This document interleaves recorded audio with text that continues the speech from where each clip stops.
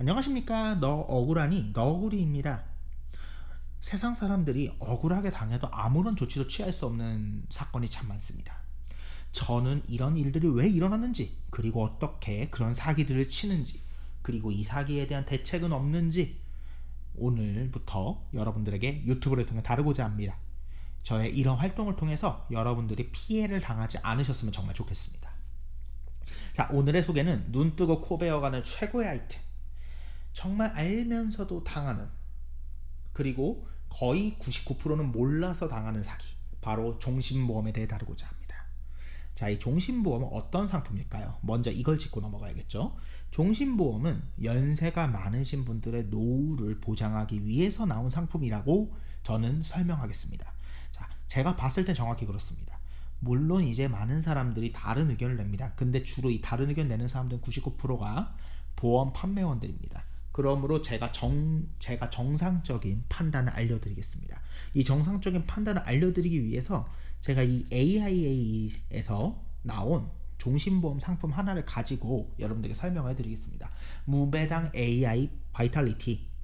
자, 어떤 상품일까요? 먼저 빠르고 쉽게 가입이 가능하며 내 가족을 위한 상속세 재원 마련에 초점을 두고 있다. 이게 어디하고 좀 가깝죠? 어르신들하고 가까워요. 젊으신 분들하고는 별로 관련 없는 내용이 좀 많습니다. 젊으신 분들이 암으로 진단받거나 혈액 종양으로 입원 또는 수술을 받은 적이 별로 없어요. 물론 있어요. 있습니다. 있는데 별로 없어요. 연세가 들수록 보통 암이 많죠. 최소 50대 이상 가야 돼요. 그래서 제가 볼 때는 40대 후반에서 50대 분들이 노후를 준비하기 위해서 가입하는 상품이 종신보험이라고 생각합니다. 자, 보통 이 상품의 내용도 노인성 질환이나 입원 치료예요. 주로 암 관련된 거예요. 셀뱅킹, 뭔가 딱 봐도 노후에 필요한 거죠. 그래요. 다 그런 거예요. 이런 거는 다 노후를 준비하기 위해서 나온 상품이에요. 또 그렇게 혜택이 좋은 편은 아니에요. 사실 말한다면요.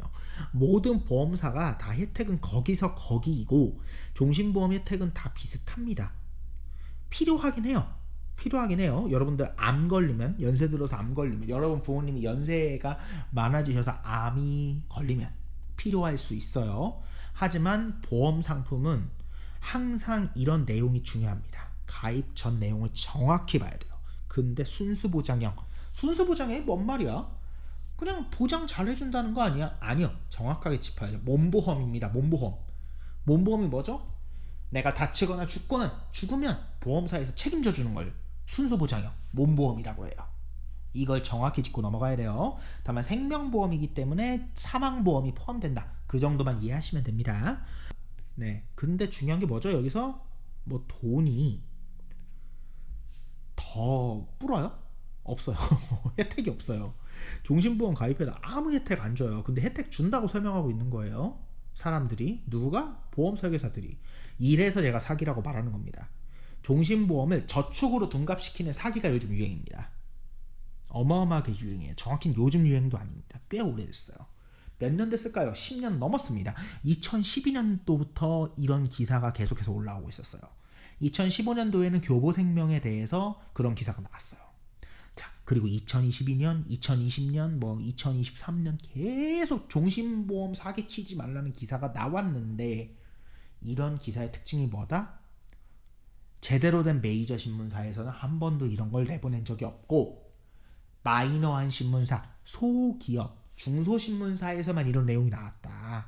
이 내용이 무슨 뜻일까요? 보험사의 횡포가 어마어마하다는 거죠. 자, 보험사들이 신문에 광고 많이 내거든요. 돈줄이에요, 돈줄. 근데 어떻게 그들을 거역을 합니까? 시키는 대로 해야죠. 사실은 기자들도 사명감이 없는 거예요. 그러니까 제가 나섰습니다. 왜냐? 저도 900만 원 피해를 봤는데, 이 일을 시작하면서 저에게 제보가 들어오는데 1억 원에서 막 3억 원도 있어요. 막 제보가 어마어마해요. 제가 앞으로 그런 사례는 소개해드릴 거고. 자, 종신보험의 방식으로 피해를 당한 사람들이 지금 어떤 문제가 있느냐. 먼저 자기가 사기당했는지 모르는 경우가 많아요. 왜냐하면요, 여러분 보험 가입 어떻게 하세요? 보통은 소개로 할걸요?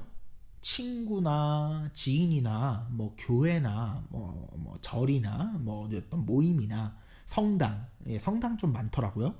교회도 많고 절도 많아요. 그리고 뭐 저기 동창회, 예, 동창회에서 뭐 야야 내 친구가 뭐 한대, 야 우리 동창끼리 다 가입해주기로 했으니까 너도 해, 그래가지고 모르고 가입했는데 알고 보니 그딴 상품인 거죠.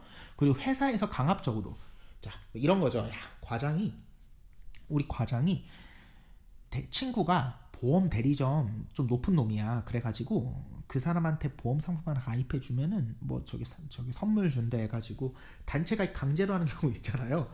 그게 주로 종신보험 가입 그런 식으로 묶어가지고 합니다.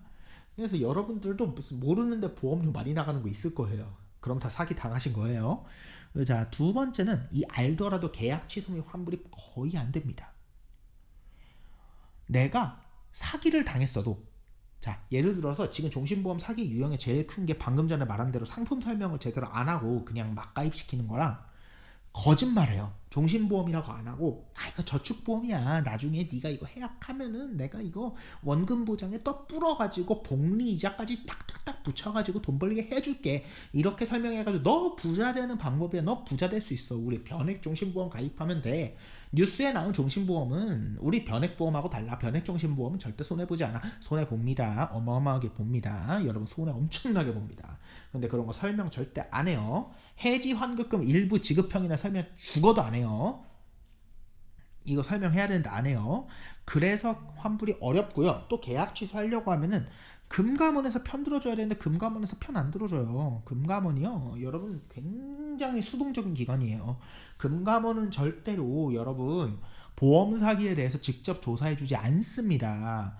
그리고 보험 사기에 대해서 피해자에게 입증하라고 합니다. 아무 쓸모없는 기관이에요. 국가 기관인데 사기가 명백한 증거를 제출을 해도요, 설령 그걸 다 찾아 제출해도요, 보험사랑 설계사가 우리는 똑바로 설명했는데 하고 진정서 내면 미안한데 저쪽하고 주장이 달라서요, 당신이 증거 냈어도 수용 못해요, 죄송합니다만 취소 안됩니다, 피해보셨으면 민사나 형사로 소송하세요, 수고하십시오 하고 뚝 끊습니다. 일하기 싫은 거죠. 네, 어이없죠. 저도 얼마어마하게 이 말하는데 어이없어요. 국가기관이 왜 존재하는 거예요? 금감원 뭐 하는 데죠? 금융감독원 감독하는 데죠. 감독이 뭐예요? 불법 행위 감찰하고 처벌할 수 있도록 그렇게 그 국가에서 기준을 세워서 일하는 기관이고, 공무원들은 그 일을 해야 되는데 안 해요. 증거가 있어도 안 해요. 2030들이 피 같은 돈을 쏟아붓고 있는데 공무원들이 관심이 없어요. 그런 일 하려고 임명이 됐는데 내 세금 갖다가 아무것도 안 하고 있어요. 야, 열받죠. 엄청나게 열받는 거예요, 여러분. 자, 그리고 설령 그렇다고 해서 경찰에 고소한다, 형사고소하고 민사고소한다, 이거 기간 얼마나 걸릴까요, 여러분? 그 기간이 내가 볼 때는 1년은 걸릴 것 같은데, 소송 기간만. 그리고 소송 1년 동안 했어. 근데 법원 갔는데 무죄래. 이러면 여러분 무고죄도 덮었어요. 그리고 설계사가 반박문을 어마어마하게 잘 씁니다. 설계사들 말 진짜 잘해요. 그리고 하나 더 중요한 점은 보험사는 절대로 이것에 대해 책임지지 않습니다. 어떤 사기 사건이 발생하면 우리는 그런 거 지시한 적 없어, 우리 회사에 레귤레이션 있어, 우리 회사 레귤레이션대로 그 설계사 판매 안 한 거니까 설계사 잘못이야, 설계사랑 해결해 빠이 하고 모든 소송 내용을 설계사에게 떠넘깁니다. 그럼 자, 설계사가 소송에서 패소해서 설령 그 인간이 유죄가 나왔다 쳐요. 보험사가 책임져 줄까요? 안 집니다. 여러분 민사소송 다시 해야 돼요. 설계사랑 가입 취소 안 해줘요. 이게 문제예요. 자, 그래도 어쨌든 대처 방안을 이야기해 보겠습니다. 대처 방안 세 가지예요. 첫 번째, 지금 종신보험이나 내가 모르는 뭔가 이상한 보험 가입되어 있다, 빨리 납입부터 중단하십시오. 한 달 한 달 손해보는 길입니다. 그 돈 가지고 다른 데 투자하세요. 돈 더 법니다. 그리고 두 번째, 금감원에 제보하는데 직접 하지 마시고 법무사 통해하지 마시고 어디 홍보 많이 하는 뭐 보험 취소해주겠다 이런 변호사랑 이야기하지 마시고 여러 변호사 만나서 상담 진지하게 해서 정말 이 일에 사명감을 갖고 일하실 분과 계약을 하세요. 근데 문제는 금액이 나와요. 금액이 있습니다. 세 번째, 민형사고소. 근데 이건 방금 위에 말씀드렸듯이 2번, 3번은 솔직히 제가 확신을 못 드리겠습니다만 어쨌든 대처 방안입니다. 그리고 네 번째, 설계사 압박. 설계사를 계속 괴롭히는 거야. 설계사한테 야 인정해 제발 좀 인정해라, 네가 잘못했어, 야 이 인간아 이렇게 살지 마, 내가 너 안 그러면 너 형사 고소하고 너 계속해서 처벌할 수 있도록 노력할 거야, 그러니까 너 계속 이런 식으로 살지 말고 빨리빨리 인정해야, 그런 식으로 계속 쪼아대고, 그리고 가장 좋은 게 뭐죠? 저한테 제보하세요. 설계사에 대해서 제가 알아서 하겠습니다, 유튜브로. 자, 이 예방이 더 중요하겠죠. 사실은 범죄는 예방이 제일 중요해요. 자, 어떻게 예방하면 될까요? 첫 번째, 자칭 재무설계사 보험 파리는 무조건 걸으세요. 제가 몇 가지 예시 보여드릴게요. 뭐 자기가 뭐 어디 전문, 뭐 무슨 투자 전문, 뭔가 근데 이상해요. 상장도 많이 받고 막 하고 인스타 팔로워도 많은데 뭔가 이상해. 뭔가 이상해요. 그쵸? 이 사람 캐 보면 보험사예요. 보험 대리점에서 이것저것 다 하는 거예요. 이런 인간들을 사기꾼이라고 합니다. 자, 절대로 가까이 마십시오. 미래에셋, AIA, 또 어디 있죠? 신한라이프. 신한라이프도 보험사 주제에 거기 대리점들 주식 광고예요. 죽여버려야 돼요, 진짜. 지네가 주식의 지읒자도 몰라. 아이고 어이가 없네요. 주식 오랫동안 하신 분들도 주식을 몰라서 함부로 남한테 이야기 안 하는데, 학력도 불분명한 것들이 무슨 주식을 알아서 사람들에게 사기를 칩니까? 열받죠? 자, 그리고 또 어디가 있을까요? ABL도 지금 계속해서 저에게 사기 제보 들어오고, 교보생명, 동부 뭐 너무 많습니다. 자, 이런 곳들 다 사기꾼입니다. 그리고 저축성 보험이라고 하면 일단 전화번호랑 명함만 받으세요. 그리고 가입하지 마시고 보험사 고객센터에 전화해서 이런 상품이 있냐고 상담한 내용 다 물어보세요. 고객센터에서는 정확하게 알려줍니다. 그리고 고객센터에서는 그런 제보가 보험 가입 전에 들어오면 증거가 있는 경우 설계사 처벌합니다. 그렇게 큰 처벌은 아니지만 적어도 본인이 사기당할 일은 막을 수 있어요. 자, 그리고 세 번째, 보험은 기본적으로 몸 아플 때 보장받는 상품입니다. 절대 부자가 되는 자산 비법이 아닙니다. 절대로 보험 설계사들은 부자 되는 법 하나도 모릅니다. 아예 상종하지 마세요, 그런 이야기하면. 그리고 마지막으로 보험사 이름 박혀있는 무료 강연 이벤트 가지 마십시오. 오은영 강연에서도 KB가 사기쳤습니다. 어마어마한 사기를 쳤어요. 수많은 피해자들이 지금 울고 있습니다. 그래서 제가 여러 제보를 봤는데 우울증에 걸린 분도 있고 정말 죽고 싶다는 분도 있고 이것 때문에 가족이 파탄나신 분들도 있어요. 저는 솔직히 너무 이런 이야기를 하면서 제 마음 가운데 분이 차요. 화가 나고. 저는 솔직히 말해서 그 돈 안 받아도 됩니다. 900만 원 안 받아도 돼요. 근데 이 보험사 너무 괘씸합니다. 그래서 이 방송을 하게 되었습니다. 보험사뿐 아니라 괘씸한 사기꾼 너무 많습니다.